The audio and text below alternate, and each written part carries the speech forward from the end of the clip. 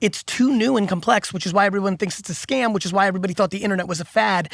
This is like some, like going the man to the moon things. Crazy. Here's a little thing that's interesting. To John's point, there's a digital image. It could be known as a collectible. A Jackson Pollock sells for $100 million. 50 years ago, 70 years ago, people thought that was just splashing paint in the Hamptons when the Hamptons wasn't the Hamptons, out bumblefuck New York, and worth nothing. So yes, there's the collectability. The big thing with NFTs is there's a contract attached to the image. The smart contract, verifiable, by no server, by third party, right? That's the punchline.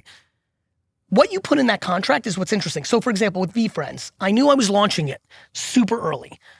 I knew that I wanted to finally build my WWF, because I'll always call it that instead of WWE, my Pokemon, my Disney, and that I wanted to spend the next 40 years building these characters. Empathy Elephant, Patient Panda, right? Flexing Fox. That I was gonna do this, that I wanted that creative IP. I was gonna build my Transformers.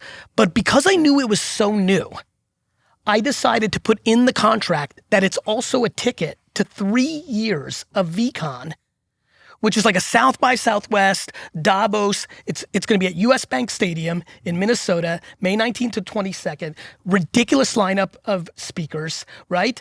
And so I knew that I could create some upfront value that would let my audience be patient while I developed the IP and the NFTs developed so they understood what they were actually getting.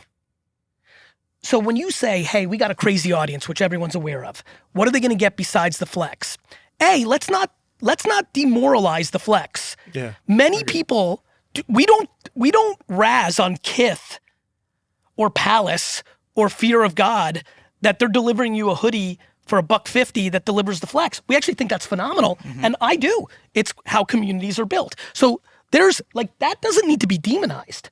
Now, if whatever imagery you guys come up with also gives you access to this virtually, access to that physically, your annual Super Bowl party, the only way you get in is with the token. A big thing in Toronto once a year as an homage to how it, like, one day eventually, what about 1% royalty? What about if an NFT represented 1% royalty of this?